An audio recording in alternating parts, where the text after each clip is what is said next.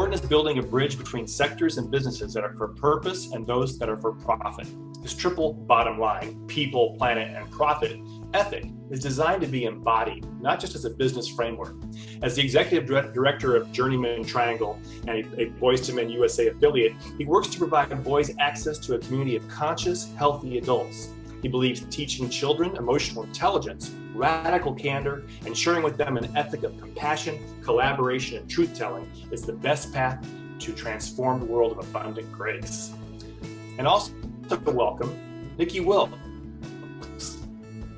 Born and raised on Vashon Island, Nicky is a product of nature and community. In addition to his primary work as a youth mentor, lead guide, and facilitator with Journeyman, his past professional experience includes 12 years coaching youth sports, 5 years in college admissions, 4 years as a human development guide, and 3 years teaching high school. He holds many certifications and has some letters after his name. Nicky is deeply committed to the cultivation of transformational environments. He's a champion of social entrepreneurship and regenerative business enterprise with strong trust in the resilience of natural systems and the power of human connection. Jordan and Nicky, welcome. So glad you're both here. It's good. It's great to be here. Thank you for the intro. Yeah, same. Thank you. Well, I'm turning it over to each of you, and we're all ears. Thank you. Great. Thanks, guys. So as we get rolling here, recognizing that some folks might be dropping in over the next minute or two, I'm going to invite us to start with a brief embodiment activity. And so as folks come in, they can just pop and see the screen, hopefully, and I'll go ahead and put up our activity. All right, so I'm going to invite you to go ahead and stand, and wherever you are, and orient yourself to 4 directions. For those of us who are inside, this might be a little difficult, and I'm going to invite you to close your eyes if you feel comfortable with that. So as you go ahead and stand, you just feel your feet nice and flat on the ground below you. And if you feel called and comfortable, go ahead and close your eyes or soften your gaze. Maybe taking a few deep breaths into your center. And just turning slowly and feeling into which direction in this moment is calling you. Maybe finding north or west, east or south, up or down. And allowing your body to face that direction that's calling you in this moment. And just taking some time and giving yourself permission to breathe into your center.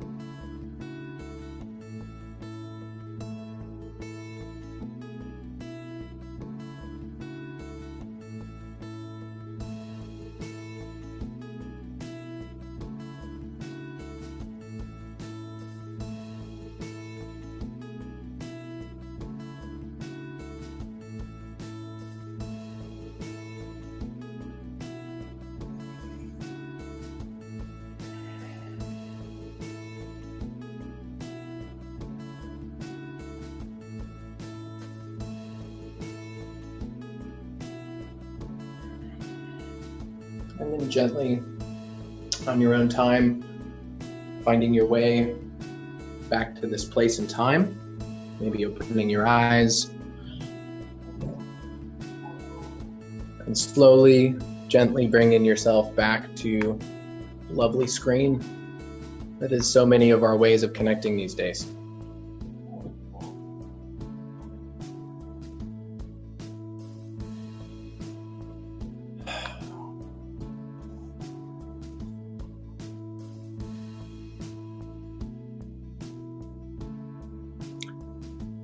As Michael mentioned in our intros, Jordan and I both happen to run affiliates called Journeyman. And as we were planning for this session, we both recognized the shared focus on this middle path, or the guys at the center of our work. And so session title this was How to Be an Elder. And some of you might be like, why are the two youngest guys maybe in the entire leadership circle leading this session? And as we sat with the work and the fitting for this, we kind of came to this theme of leading from the center. And so as we get into this, we'll have opportunities to drop into the theme more deeply.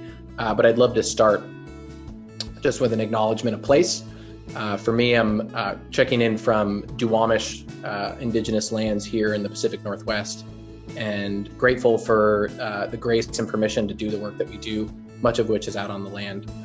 So it's a big centerpiece for me, and just wanted to acknowledge that part of our experience and gratitude for that part of our work here. We had envisioned the opportunity to do a lightning round check-in, and we have a pretty big group today. And so in the spirit of focusing on what serves, I'd love to invite each of us to check in with ourselves and type into the chat. And your prompt is simple. For your check-in, love to know your name, where you're calling in from, where your location is in this moment. And the third piece of the prompt is, what was your first job or a job that you had as a teen? Maybe the first one that comes to mind. First job or a job that you had as a teenager, or maybe the age of some of the boys that we're working with.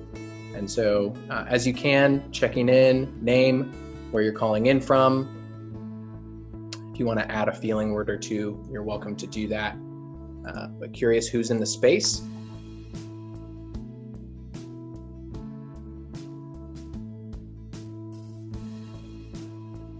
Yeah, I'll kick us off here. Thanks, Jordan. Can you guys hear me? Yeah, Jordan calling in from, we're doing this in the chat, my bad. Yeah, the chat. Okay, thanks. cool. We got an awesomely big group, and so I want to make sure we get some time with content, and also want to give folks a chance to check in too. All right. Yeah, and thanks to those checking in too, putting in the indigenous names and acknowledging the occupation of lands. For those of us who are privileged to know that information, feel free to include that as you can too.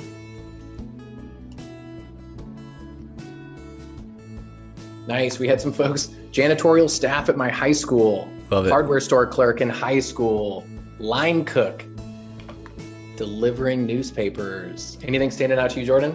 Yeah, I was looking at the dishwasher, line cook. I definitely jumped straight into service restaurant industry as well. Nice.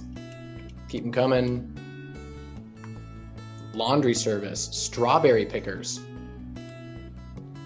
Cool. Farm work. Love it.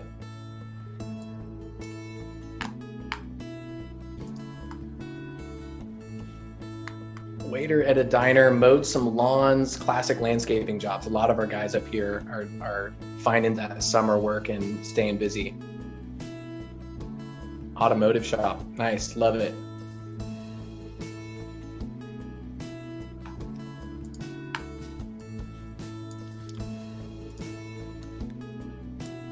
All right. So keep those check-ins coming in.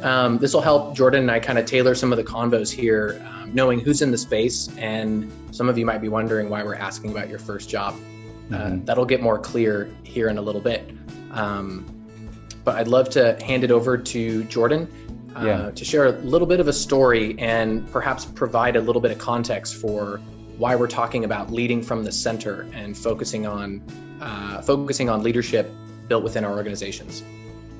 Yeah, thanks, Nicky. I'd love to do just one more kind of taking the temperature of the room. Does everyone who has their video on something red and something green around them? Can you find something red and something green? And I just want you, when I say so, just hold up that color to your camera. So red is going to mean you're really interested. You're interested in this work, but you don't actively mentor, you don't actually run an organization. And green is you're running a Boys to Men affiliate or some affiliate connected to mentoring. Let's see if I can find something green myself. Oh, there we go. You hold it up to get it real close to the camera. Yeah, so everyone hold up your color. Red is you're not actively engaged as a mentor or leader in the work. Green is you are. Okay, very nice. So we got a good mix. Quite a few greens. Okay, cool. Awesome. I love everyone's items. That's fun. Joe held up teal, so I guess that means he's like, I don't know, he's in between. Awesome. Cool. Well, I would love to just share a little bit about what we're trying to do here. I think as Nicky started, we're looking at this problem from leading with the center. We individually came up with this name Journeyman on our own. For us, we talked about how the J-men in our organizations, which the guys who held up the green will understand what that means. It's the mentees in the program, that they're just so key and crucial to our work. And we're finding that a lot of times there's this problem where when young men turn 18, they age out of the organization. And at this crucial point, they kind of disappear, right? They go through, they get a lot out of it as a young man, and then where do they go? And so we'd love to kind of live this question with you all. We have some things that worked. We don't have a list of prescriptions or solutions. And there's some things that have been helpful for us, but we're not claiming to know all of the answers here. So it's something that we would love to engage centers across the country and across the world in, is instead of looking at the number of how many boys come through our program, is how many come back to give back. Because I think in a lot of ways that shows the completion of a hero's journey. Maybe that shows that they're really getting it. And when the young men are able to lead the work, they know it, like they know it deeply. And so I had a story like this. I think in some ways, some people have called me a success story in that regard. I'd love to share with you guys briefly kind of my journey. This was the first weekend that Journeyman in Asheville, North Carolina hosted. That's me right there when I was 14 years old. And my dad invited me to this work. He kind of tricked me into it. He was like, hey man, we're going to go camping. And when I got there, I realized really quickly, like, this is not your average summer camp. I was being asked to share vulnerably and talk about what kind of man I wanted to be. And I'm really glad he didn't give me more details. I think I would have refused the call. I know a lot of you are probably familiar with the hero's journey. But this weekend was a profound experience for me. I think I still remember what I shared in my Balls of Truth exercise, where I got to share something true about myself. And what I felt in my bones in that weekend, we talk about the talisman, and I'm wearing one right now, but the inner circle, we were actually physically representing this, and I was standing in the inner circle with my fellow initiates, and we were looking outwards, and then there was a group of 50 men surrounding us. And I think many of you have probably experienced or seen this picture, but what I felt in my bones was that I matter, and that my pain matters, and that those guys weren't going to take it from me, but they could help me hold it, and they could give me tools so that I could turn that pain into a gift. Right? So I see a lot of head nodding. It's like, yes, this is why we do this. This is the work. And so I was hooked. I came back year after year. I came back as a young journeyman. I was already learning how to turn my pain into a gift and give it back. One thing that stuck out to me was when I staffed these ROPA weekends, I saw young leaders. Folks like Jason Drapier. There were a couple other guys. I'm trying to remember that guy's name. Jason DeMarco. Steve, I think, was his name. I can't remember. But these guys stuck out to me as like, oh, they're 20-somethings. Like, they get it. Like, I want to be like them. And you know, I still had this energy. Like, I definitely was still a little shithead in some ways. I think I got in trouble for smoking sage once. So I had that J-Man energy, but I also distinctly like separated myself from the more detractor behavior. And so there was this thing called the bus. This is the bus. And there's another picture of the bus. At our ROPA weekends, they put all of the J-Men in the bus. The leaders at the time thought this was a great idea. Let's have them all sleep in the bus. And it was terrible. We stayed up all night laughing and fart jokes and everything. And what I realized was, so this guy here, Charlie, and one of my compadres on the call, Jake, we decided like we didn't want to be a part of the bus. We wanted to hang out with some of the mentors and some of the older men. And so this idea of, you know, we want to distance ourselves from those detractors. We want to actually learn how to be leaders and mentors. And what I started to realize was that there were, well, I'm getting lost in my own story a little bit here. So I wanted a role that only I could do, right? I didn't want a nondescript like, oh, we need 4 J-men here. I wanted to learn what I was passionate about and then be able to offer those unique gifts in a way that other people saw. And so the men and the mentors in my community realized this and kind of took me under their wing. When I came back to staff, they would give me specific roles to do, whether it was like the green man or like leading a trust fall. And so I started to like learn, oh, I can be a leader. I can be like this guy that I looked up to.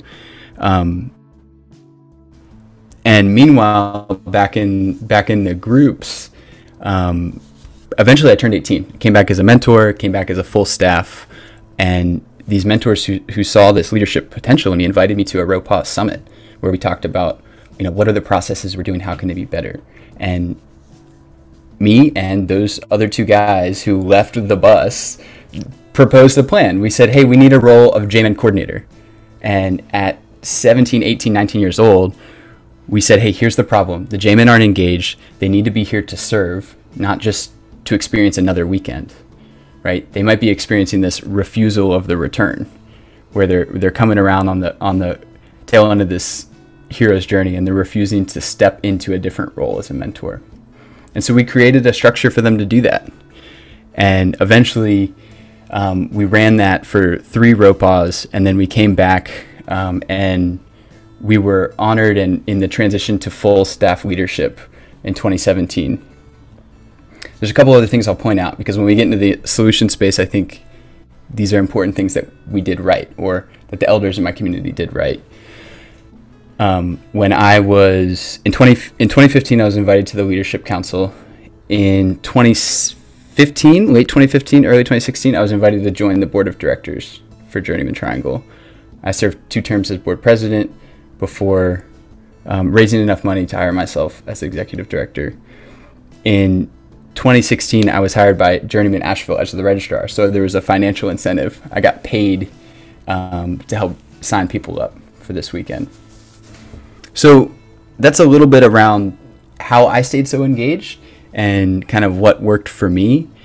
I would just kind of recap here. Oh, I do have some more pictures I forgot about. I saw young guys. There were other young guys who were mentors in our community. That was key. And here's me just messing around in the kitchen a little bit. And this was taken in 2017 when we were presenting the talismans and the ROPA. So I don't know how I did on time, Nicky, but good. Yeah, that's kind of my story of what worked for me and how I stayed engaged and stayed connected. And what we're doing now in Journeyman Triangle, and as Nicky's trying to do it in Vashon Island in Journeyman, Washington State, is how do we recreate that, right? How do we make sure we engage these young J-men as they're coming up and offer them more responsibility, more opportunities to lead, so they can stay plugged in and really connect with that next call to adventure, which is being a mentor and giving back. Yeah. Thanks, Jordan. I just want to highlight too, tuning into some of y'all and some from the summit and some of the group calls from before is that in this shift to digital, all of us are struggling with engagement in one way or another. Some of us are responding really innovatively and coming up with ways to steer into it. And I think one of the things that separates the work that we are all engaged in from a lot of youth serving organizations and other work is that we're not just aiming for participation. For us, showing up is great. And I believe in my heart that all of us would say that's not really what we want. Is we want these guys to show up and engage at a deep level and question fundamental stories about who they are and what they're capable of. And that level of engagement is totally possible. And it's something that we can support and facilitate in authentic ways. And it's challenging, and it's extra challenging right now. And our hope is that by engaging in this conversation together, we'll shift into breakout rooms here in a minute. We want to hear from you all what your typical leadership path looks like at your location or in your flavor of youth work right now, whatever it is that you're doing. The young people in your lives, how are they supported, maybe through Boys to Men mentoring or a similar role that you're holding? How are they being supported to develop themselves in leadership through the structures that are already in place? So we'll move into solution conversation later. Right now, we want to hear where you're at. And so as we get into these breakout rooms, each person will have a chance to share. We have about 10 minutes in the breakout room, I think we'll time it for. So try to keep it tight. When you are sharing, maybe just cover a typical arc of what path a boy or a youth might take from getting involved the first time, showing up, showing interest, and then seeking out those leadership roles. What does that path and arc look like in your flavor of the work, in your side of the work? Cool. Are you ready for breakouts? All right, let's hit it. Yeah, Jake, if you could send us to our break. Cool. Hey, welcome, men. Good to see y'all. We got 8 minutes on the clock, so we got a little trimmed. Just in trust that we'll have an opportunity to share for each of us. So to restate that prompt, what does a typical leadership path look like at your center or in the work that you've been involved in for young guys who are engaging but are also seeking more than just participation? Steve Murphy, Boys to Men, Phoenix. The one thing that we've done when we were face-to-face, struggle with it virtually, is the boys that kind of rose to the surface. We had cards that had topics on one side and a list of questions on the back side. And so mentor would sit next to two of the boys, and we just kind of hand them these cards and let them run the group. And we just kind of whisper in their ear about various questions or what to do next. That's about the only thing we've done beyond just the journeyman efforts on weekends. I'm in with that. Awesome. I'll go. I'm Dwayne, Executive Director for Hawaii. I live in Maui. Pretty much in our groups, similar to what Steve just said, we give the boys a lot of coaching, and the more that we can have the groups, I mean, they, like all of our speakers have said, they want to do it. I'm more interested in what we do after the ROPAs or after the, when these kids graduate. Like, that's been my struggle, and we've talked about putting funds together where boys can have college funds or things that people can engage with to bring them back in, because once they hit 18 or 17, when they're out of school, we might see them in town, but we lose them in the program. And our next ROPA, we're going to try to have a lot of these kids that have graduated come back in. We have the most geographical problems or challenges in the world because we're spread over 5 islands. So some of our boys are on other islands that we bring in, our mentors from our off island. So our hope was in 2020 and now 2021 to do ROPAs on Kauai, Maui, our Kauai, Big Island, and Honolulu. So we're hoping that we can engage more with everybody as we spread out. Anyway, awesome. I could keep going, but I'm in with that. Thanks, Dwayne. This is Joe from San Diego. We do a variety of things to keep our boys engaged. Of course, we're doing the in-school group mentoring, and then we also have evening groups. And a lot of our leadership gets developed in those evening groups because they're open, and they're mostly 9th through 12th graders attending that. So we generally have 3 journeyman coordinators for the year, because we do 6 trainings a year, so each of them get 2. And what we do is we also match them up with a mentor.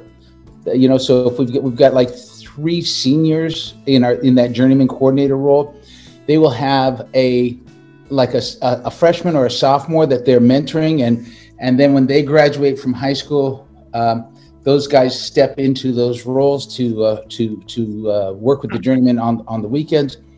We also do a lot of community service projects to keep the boys engaged outside a group, and we've also collaborated with Sharp Hospital. They're looking for interns. They're looking for engineers. There's also a chain of lumber stores, Dixie Line Lumber.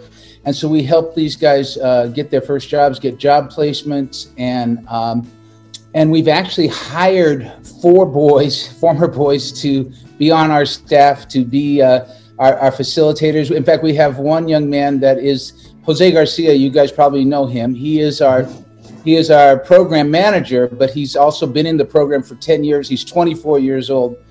And wow. He's been our and I wish Jose was talking about this stuff too, because a lot of this stuff he put in place. So those are the things. So we also do a leadership every summer. We do a leadership development where we take all the senior guys that are aging out, and we honor them for their years in Boys to Men. And there's like a passing of the baton, and it's a whole week up at the ranch. I mean, we have the luxury of having a place where we can go do this stuff. So, wow, those are the things we're. Thanks, Joe. Just a quick time check, too. We got about 3 minutes left. We can probably go a little over in total if we need to. But Alex, Jeff, Jim, would love to hear from you guys if you have something to share. Yeah, I'm from Texas. Unfortunately, we haven't been able to staff a weekend for about 2 years, so we don't have a backlog of J-men. But back when we were, we had J-men that were facilitating J-group meetings. We're obviously on the weekend and taking more and more roles. But right now, just because of the 2 years, we've pretty much lost them. We haven't tracked them, or we could keep them in the system, but we have that intent. I must say that I've heard Jose from San Diego talk about he is probably the mentor that I would like to follow. He's great. Thanks, Jim. That's where we are. So I'm going to come at it from a little different direction. Joe knows me. I was actually part of a group 15 years ago that's tried to get Boys to Men going here in Northern California, and then life took me in a different direction. So I'm not actually involved with any specific group right now. But the whole mentality of being mentored, I think, is the important thing. And the thing I think we need to let go of is that where a young man or a young adult needs mentoring is in a Boys to Men structure. I think instilling a mindset, like I just turned 63 and I'm working on some projects now that I have mentors for, and so I think that's an important thing that you kind of want to instill. So a lot of the people that I mentor, I came out of engineering and business, are in their 20s and 30s now, and I mentor them in where they're headed in their careers and the things that they're doing. And so I think that's an important thing to kind of instill. And so that's kind of where I'm at right now, and how that might fit into, what you're talking about, Nick, because I think it is important to help any young person help find their path forward. And it might be in something like Boys to Men, but it may be. I love the story about the photography and the track that took, and so that's just the perspective I want to add. Thanks, Jeff. We got 10 seconds left in the group, and so I just want to acknowledge not all of us got to share. Apologies for that, and if there is some harvest to be shared, feel free to type it into a chat as we shift back into the big room. I also want to say Alex too chimed in on a chat message to me saying haven't grown enough to do a ROPA weekend yet, but that is definitely a strategy that can be used to engage these guys is these rites of passage experiences and camps and outings and such too. I'll toss out there the Arizona's lucky we have 3 centers here, so we share each other. We collaborate together on weekends, so it doesn't mean one center has to do all the work. The new center starting up in the Four Corners area of southwestern Colorado brings boys and men's down to all the weekends we're doing. Obviously, we haven't done them since COVID, but take boys to San Diego. I mean, to find another center somewhere and engage in that work. Nice, love it. Lynn, welcome back. I saw that you'd stepped out for a minute. Is there anything you'd like to add briefly into I think the everything space? you guys said was right on, and I think with the girls to women, we're still so young, and with COVID, we kind of got pushed back the things that we were doing. But we have 2 young ladies that turned 18 that are going to become a part of our board and council. So we're really excited about that and watching them step into leadership. Love it. Thank you.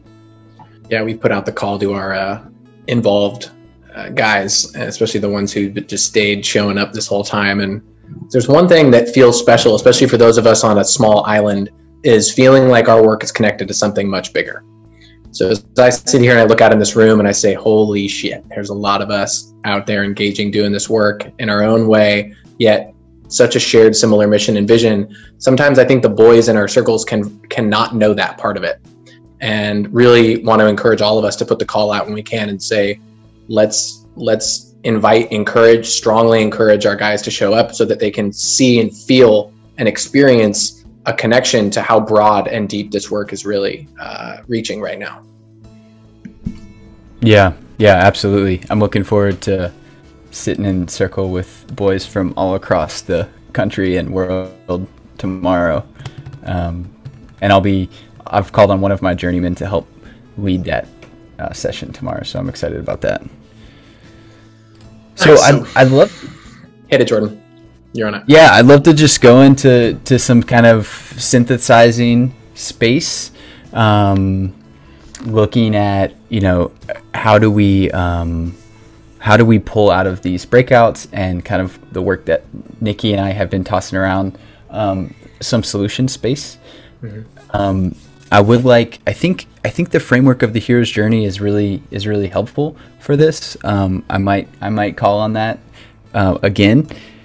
But I'd love to hear first from each of the breakouts, what do you see as some common threads in like the problems and solutions? And Nicky, if you want to start us off, and then Jake, and then I'll go. Yeah, totally. Our breakout, I was really impressed as really everyone there could recognize forms of embedded leadership in their centers and in their flavor of the work. Some of those were, having youth and leadership councils or various boards, training mentors to, very quickly recognize when young people in circle are ready and giving them a card and a prompt so they can lead something right away. And then using fun parts of our work. Not that it's all not fun, it's fun for me, but things like adventure weekends and the rites of passage forms of the work to engage and develop leadership as a nugget, right, for the ones who are really chomping at the bit for more engagement. So those are some of the highlights from my group.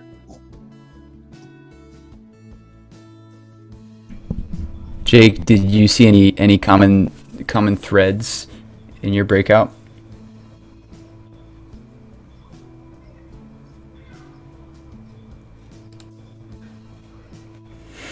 Here we go. Sorry about that. So I guess first thing that came up for a lot of us is is that virtual leadership is difficult.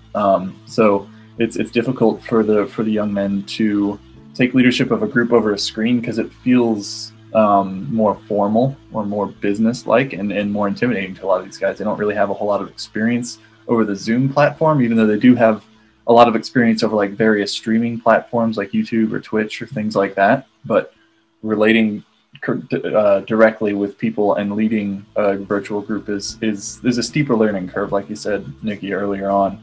Another thing is building a solid community foundation. So providing a community for them to step into leadership into, and having a nice defined track between like new boy in the program, journeyman, mentor, elder, and kind of having those laid out so that they have people that they can go to and they have people that are supporting them along their own path.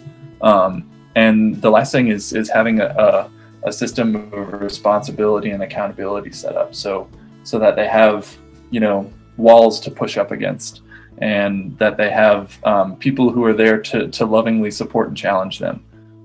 Because a lot of these young guys are looking for those walls to press up against, find where the boundaries are. So provide those boundaries for them, while also allowing them to still bring forth their own individuality, and giving them responsibility. So I think responsibilities seems like is what attracts a lot of these young men to this work, to leadership, that is. Awesome. Thank you, Jake. Yeah. Thanks, Jake. Yeah, I had some similar topics come up in mine. Yeah, Bo, do you want to summarize for our group? For sure. I just got that message. I don't know if, let's see if I can unmute you.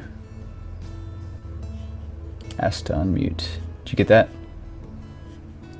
Sorry, fellas.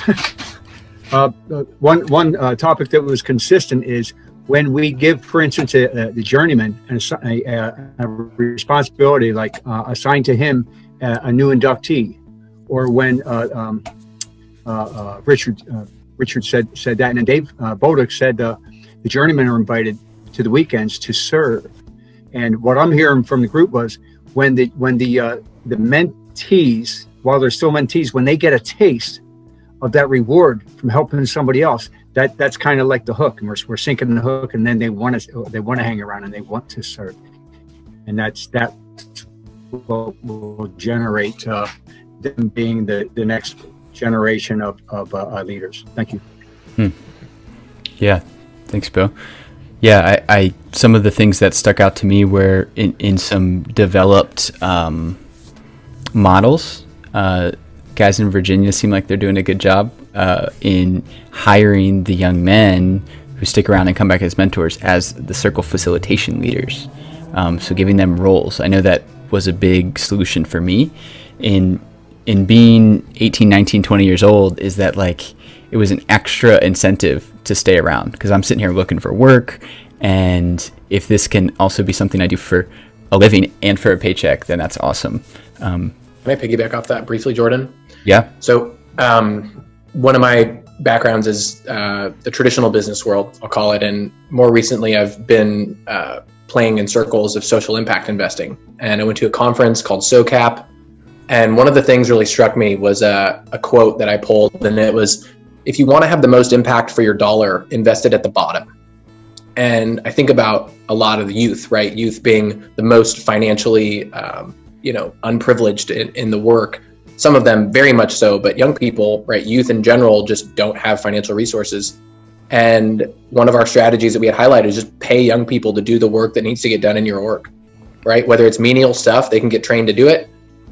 It's realistically probably a lot cheaper than hiring a lot of adults, and they love it. They love being around the work. They love learning those intricacies. And anytime there's hey, we need someone to do this, the question of, are we looking to our young people to fill that need?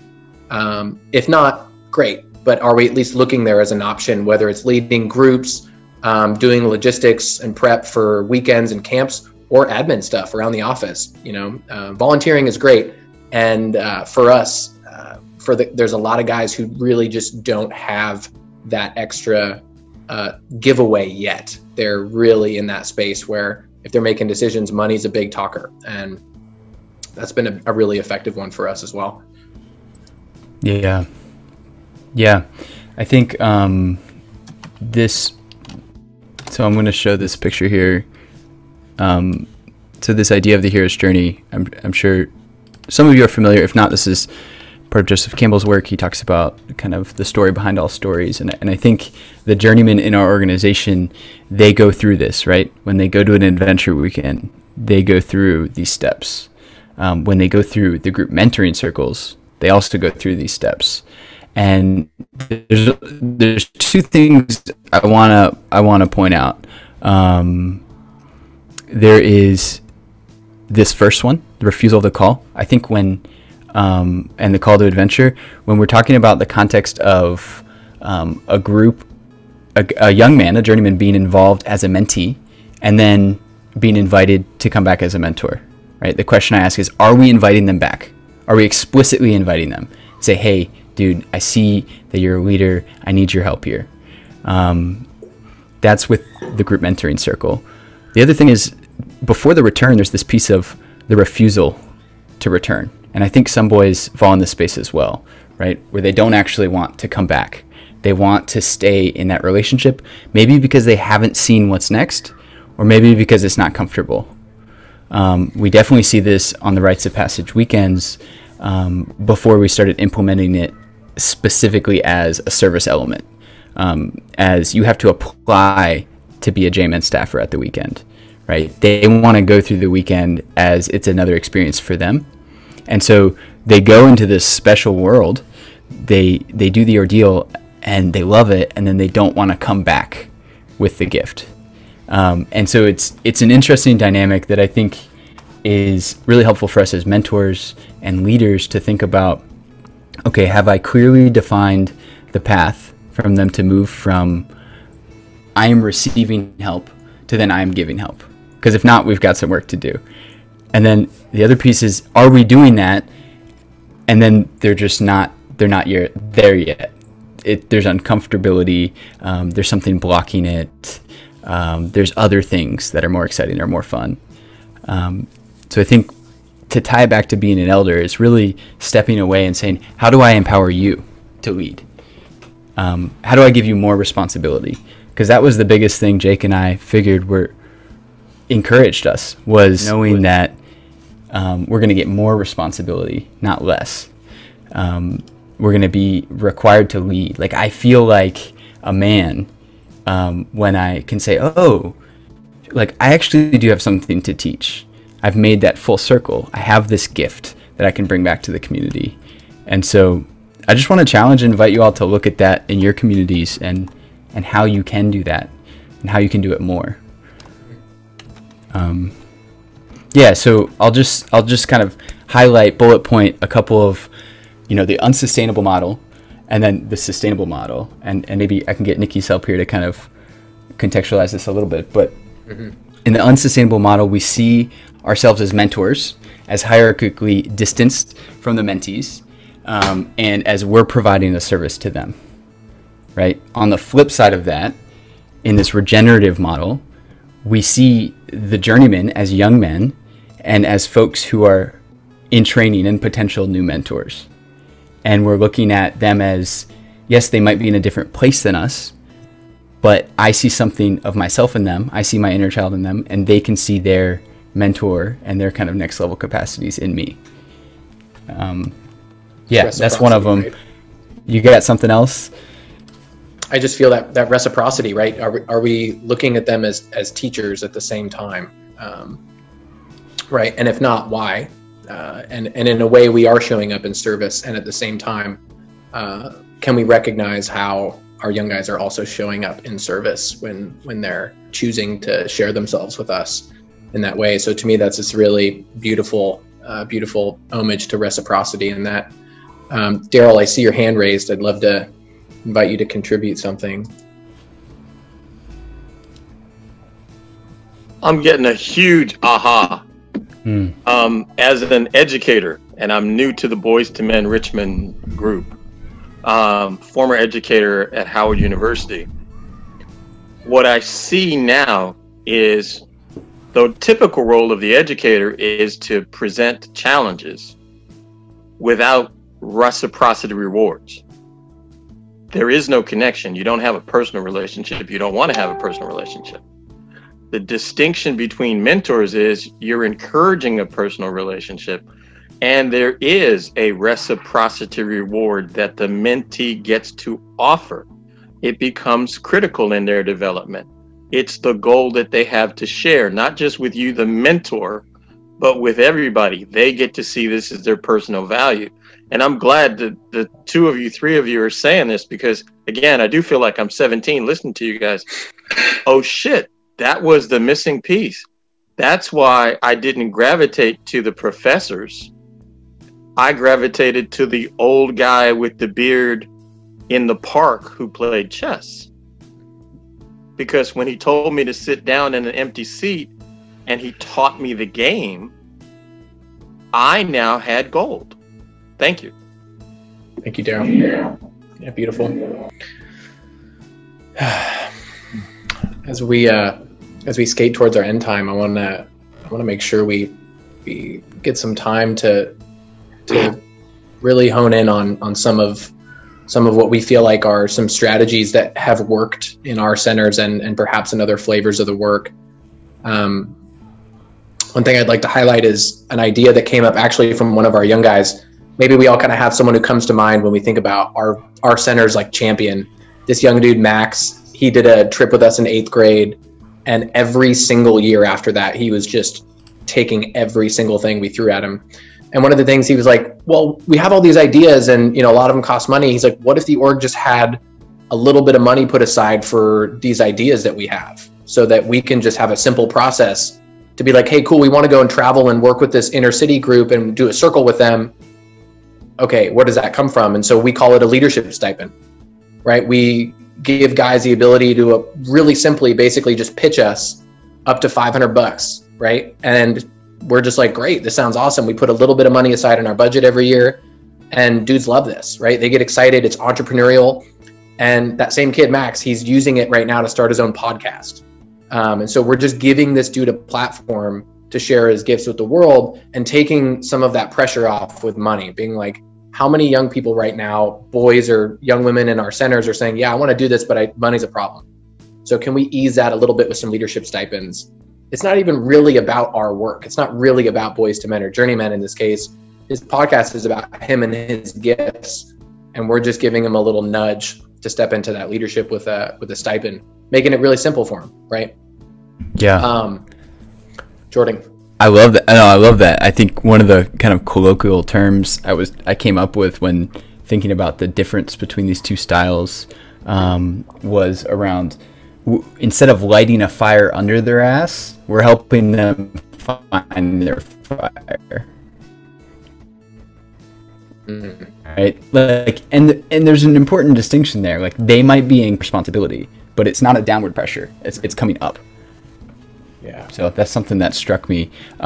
Jake, if you would love to share about having the young men lead the groups, I think that's a good idea. And I'm wondering if we can. Oh, I need to unmute you. Yeah, if there's any other questions, like what's resonating, what's sticking out to you all before we close out our time here. Yeah, if I could just chime in for a second. Shared it in the breakout room we had, but I find it really meaningful. Well, I found it meaningful when I was, because me and Jordan came through the program at the same time, and having the opportunity to lead the we call them J groups for the journeymen, lead those groups where it was a group mentoring circle where we all get together, and all of a sudden, after being involved for 6 months or so, I had the opportunity to take leadership, and I had an older man asking me, like, you're the leader, like you get to decide what the group does tonight. Excuse me. And just having that responsibility was really impactful for me, and I see that to be very impactful for the young men now. So that's just like a really helpful tool that I've found to get people plugged in. And if you guys do like a discussion topic format, have them bring something that's just up for them that they're dealing with that week. You know, what's going on for them in their lives, and encourage them to bring it in a way that they think would be helpful to their fellow peers. And so I find some really meaningful conversations coming from that, because they instinctively realize, oh, stuff that's happening for me matters, and it not only matters to me, but there's someone else out there that also deals with what I'm dealing with, and they can bring that and turn their burden into a gift for the group. Love that. Thank you, Jake. Daryl, I see your hand.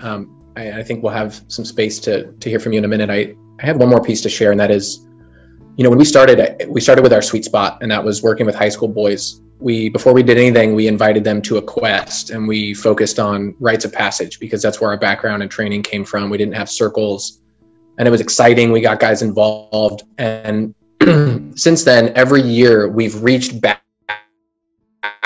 in age, and we've started working with younger and younger youth, put them in a leadership position with younger groups. So we have groups now, circles with 3rd and 4th graders, which is hilarious. And we're not talking about the same things, but it's rad because immediately these high school and even middle school, in some case, boys are thrown into a leadership position with mentorship, with support.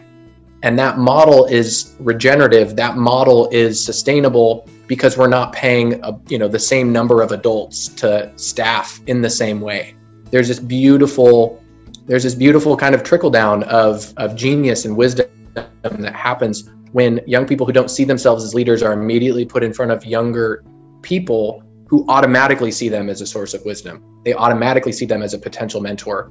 And as we all know, when a young person who has never seen themselves in that light, never witnessed themselves as a leader, they don't identify themselves as someone with anything to give, is seen in that way by a group, it's transformative. It changes the way they identify with themselves and their own capability.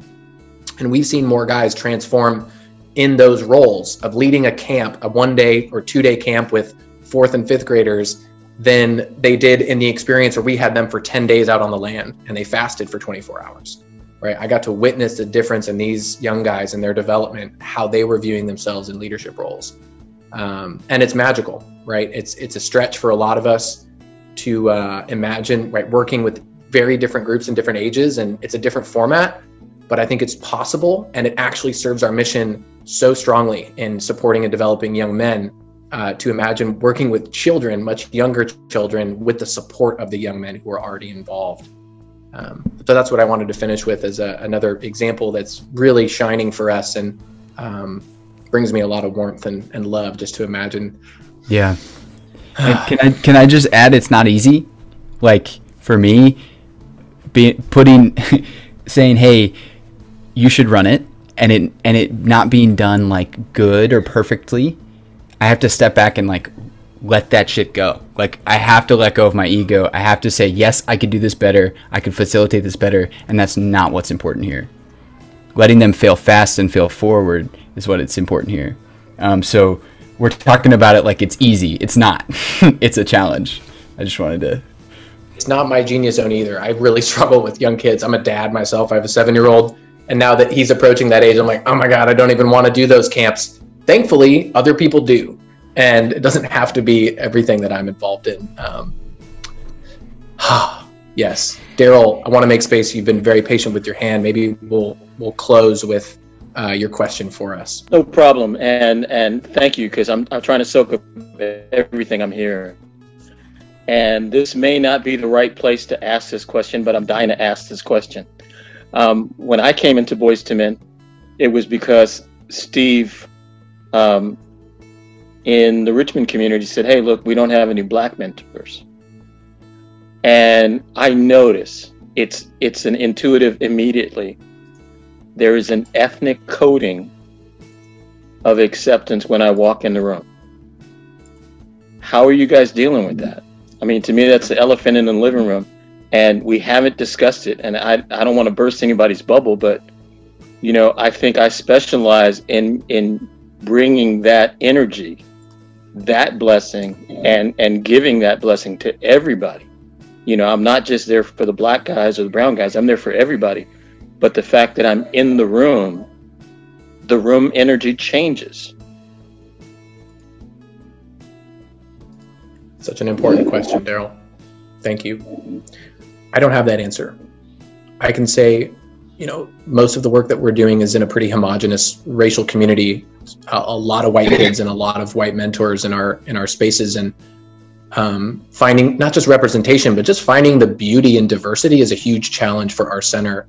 And one of the ways we've succeeded is similar to what we've been talking about, which is, finding pairings of mentors and boys who can come on our camps in particular together, and then immediately looking at the youth, the participants who've been involved, and developing a leadership path for them to stay engaged. For us, it has been easier to take boys and young men of color with diverse racial and ethnic backgrounds and cultural experiences and support them to stay engaged than it is to find men like yourself, Daryl, to come into our work. And that's been our experience, is that it's been easier to look within and support and develop. And I want to say, encourage these guys to see how important they are in our work and to stay engaged from that place. And I still feel like I really don't have the answer for what works everywhere else. And it's a living challenge for us, for sure. Yeah, I think what you said that really resonates with me is together. Mm-hmm. We approach the boys together. It's not the black guy. It's here we are, this diverse group of mentors who showed up. And we're strong enough as mentors, and we're vulnerable enough as mentors. We can handle whatever you bring. Yes. Yes. We can handle whatever you bring.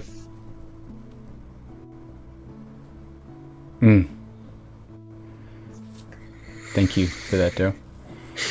Ashe.